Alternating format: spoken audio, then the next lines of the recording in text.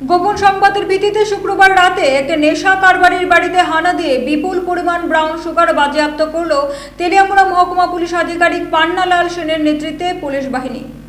দীর্ঘদিন ধরে এলাকাবাসীর অভিযোগ এবং পুলিশের কাছে খবর ছিল যে তেলিয়ামুড়া মহকুমার 29 কৃষ্ণপুর বিধানসভা কেন্দ্রের জারুইলং বাড়ি এলাকার বাসিন্দা এক সন্তানের জননী লক্ষ্মীনাথ ভৌমিক স্বামী মৃত অমরেশ ভৌমিকের বাড়িতে অবৈধ নেশা সামগ্রী মজুত রেখে বিক্রি করা হচ্ছে, ফলে এলাকার পরিবেশ নষ্ট হয়ে যাচ্ছে। কিন্তু উপযুক্ত প্রমাণের অভাবে কোনো পদক্ষেপ গ্রহণ করতে পারছিল না পুলিশ প্রশাসন।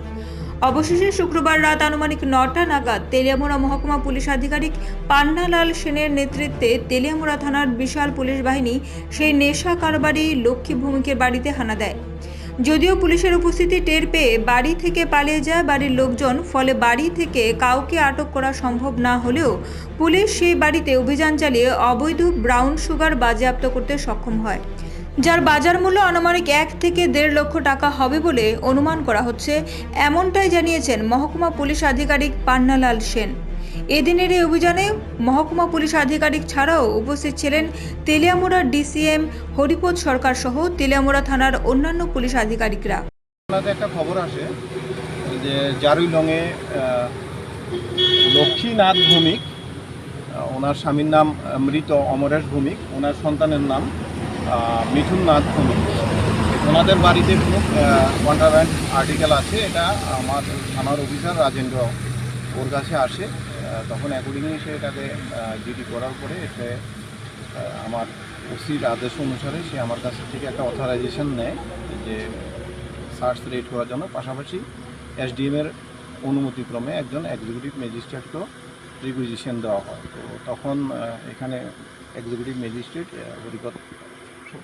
হরিপদ সরকার উনিও আসেন, আমিও আসি, প্লাস থানার টিম স্টাফ সবাই এখানে আসে।